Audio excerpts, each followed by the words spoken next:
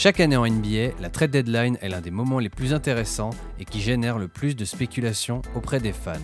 Comment expliquer aux non-initiés la tension, l'excitation et l'engouement générés chaque année à son approche ? Comment expliquer que la moindre vibration du portable déclenche un état d'urgence dans le cerveau qui le pousse à arrêter toute activité pour vérifier si une Woj bombe ou une Shams bombe n'en est pas la cause ? C'est très simple, il suffit par exemple de raconter les conséquences de 5 des plus gros trades de l'histoire de la NBA à l'approche de la trade deadline. En tout cas, c'est ce que nous allons faire aujourd'hui. À tout bien tout honneur, il est nécessaire de commencer par le seul joueur qui n'apportera pas de titre suite à son trade. Celui pour qui la bague n'existe que dans ses rêves ou dans des parties de touquet. Je parle bien évidemment de Carmelo Anthony. Oui Melo, c'est bien de toi qu'on parle. Melo joue alors aux Denver Nuggets, par qui il a été drafté en 2003, et il progresse chaque année jusqu'à devenir un All-Star solide. L'équipe échoue plusieurs fois au premier tour des playoffs, mais réussit tout de même à atteindre les finales de conférence en 2009, portées par un super Melo. De leur côté, les Knicks sont les Knicks, une équipe de bas de tableau qui n'arrive pas à digérer la défaite en finale de la saison 1999 et le départ de Pat Ewing. Résultat des courses depuis son départ, les Knicks n'ont terminé qu'une seule fois dans le top 8 et c'était à la 7ème place en 2005, sinon les résultats étaient vraiment très mauvais. Et si tu veux pas perdre autant de matchs que les Knicks, je te conseille vraiment de t'abonner à cette chaîne parce qu'ils se seraient jamais retrouvés dans cette situation s'ils s'étaient abonnés. Heureusement pour eux, après 8 années de bons et loyaux services à Denver, Melo rêve d'aller jouer à la grosse pomme, sa ville natale, au cœur même de l'histoire de la NBA, dans l'antre mythique du Madison Square Garden.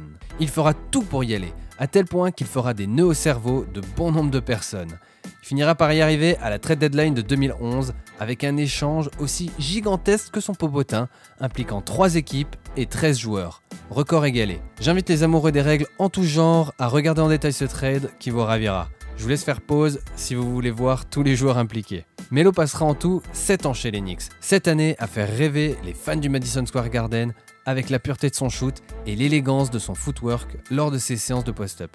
Il y sera une véritable star et aura des performances mémorables comme ses 62 points contre les Bobcats, son record en carrière. Alors malheureusement, Melo n'arrivera jamais à propulser les Knicks en finale.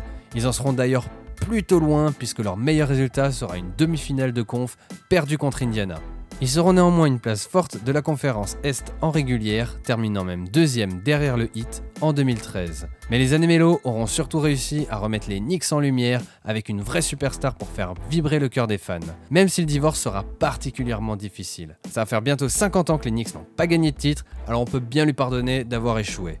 Et oui, les coups de génie à la trade deadline, c'est pas que des titres, mais c'est aussi des étoiles dans les yeux, et ça, Melo, il savait y faire. Là, on va remonter très loin, on va parler d'un temps que les moins de 20 ans ne peuvent pas connaître. Même des gens plus âgés d'ailleurs, puisqu'on remonte dans les années 60. À cette époque, c'est Boston qui domine la ligue, et pas qu'un peu, puisque les Celtics gagneront 10 titres en 11 ans, de 1958 à 1969. La NBA est dominée par un duel entre 2 monstres au poste de pivot, Wilt Chamberlain des Warriors de Philadelphie et Bill Russell des Boston Celtics. Les stats de Wilt semblent venir d'un autre monde et il fait pleuvoir les records, dont les plus connus sont bien évidemment ses 50,4 points de moyenne par match lors de la saison 1961-1962, son match à 55 rebonds et son match mythique à 100 points. Il détient aussi le record beaucoup moins officiel d'avoir eu, selon ses dires, pécho plus de 20 000 femmes au cours de sa vie. Ça n'a rien à voir, mais cette déclame a toujours fait marrer. Wilt joue pour les Warriors de Philadelphie, et malgré ses stats de mammouth, il se fait quand même bien botter le cul par Bill Russell et les Celtics quand ils se croisent en play-off. En 1962, les Warriors déménagent à San Francisco, et échouent une nouvelle fois contre les Celtics en finale en 1964. En 1965, les Warriors décident de trader Chamberlain aux Sixers de Philadelphie. Il n'y a pas de trade deadline à l'époque, mais Wilt a été transféré autour du All-Star Break, et c'était la première fois qu'une superstar était transférée en milieu de saison. Malheureusement pour Chamberlain, c'est une histoire sans fin, et les Celtics l'éliminent de nouveau des playoffs 2 saisons de suite. C'est lors de la saison 1966-1967 que les Sixers réussiront l'exploit d'éliminer les Celtics qui restaient sur 8 titres d'affilée. Ils retrouveront en finale l'ancienne équipe de Wilt, les Warriors de San Francisco. Mais Wilt et les Sixers ne rateront pas leur chance et finiront champions. Chamberlain quittera l'équipe après seulement 3 saisons passées et ira jouer aux Lakers de Los Angeles. Malgré tout, ce trade aura permis à Philly de réaliser l'impossible, de faire chuter la grande équipe de Boston, sûrement la plus dominante de l'histoire de la ligue. Après la retraite de Jordan en 1993, c'est toute la NBA qui part à la course au titre. Ils ne le savent pas encore, mais la fenêtre de tir ne sera que de 2 saisons. C'est Houston qui rafle la mise en 1994 après une saison monstrueuse d'Hakeem Olajuwon qui finit MVP et défenseur de l'année. Mais le début de la saison 95 ne se passe pas aussi bien que prévu pour les Rockets et le management flaire les bonnes affaires sur le marché des transferts à l'approche de la trade deadline et ils vont pas être déçus du voyage. Quand on vous dit qu'il plane, vous pensez à qui? Vince Carter? Michael Jordan? Alors oui aussi, mais là c'est perdu, c'est de Clyde Drexler dont il s'agit. De Glide, réputé pour son jeu aérien et son élégance sur un terrain de basket. Ce joueur emblématique de Portland de 83 à 95 est un véritable franchise player, qui amena les Trail Blazers dans les plus hautes sphères de la NBA en étant imbuvable pour ses adversaires. Ils iront même 2 fois jusqu'en finale NBA, en 1990 où ils perdront contre les Bad Boys de Détroit et en 92 où ils ne pourront rien faire pour stopper Jojo et ses Bulls. Oui mais voilà, toujours pas de titre, quelques blessures et des résultats décevants vont donner l'idée aux dirigeants de Portland d'appuyer sur le gros bouton rouge du rebuild. Mauvaise idée. Drexler, voyant que sa franchise abandonne, fait pression et force son transfert du côté de Houston. Sa maison comme il l'appelle, ville de ses exploits universitaires. Houston, malin, ne se fait pas prier pour monter un trade et envoie Otis Thorpe, Marcelo Nicola et un premier tour de draft en échange de Drexler et Tracy Murray. En récupérant l'homme de presque tous les records de Portland à l'époque, mais avec des gros risques de blessures, les Rockets tentent un coup de poker pour tenter de seconder au mieux Hakeem. Avec Drexler en lieutenant, les Rockets redressent la barre et finissent 6e de la régulière et pousseront chaque série de playoffs jusqu'au bout avec un Clyde bien bouillant. Et là, c'est le jeune Magic de Shaq et Penny qui se dresse en face.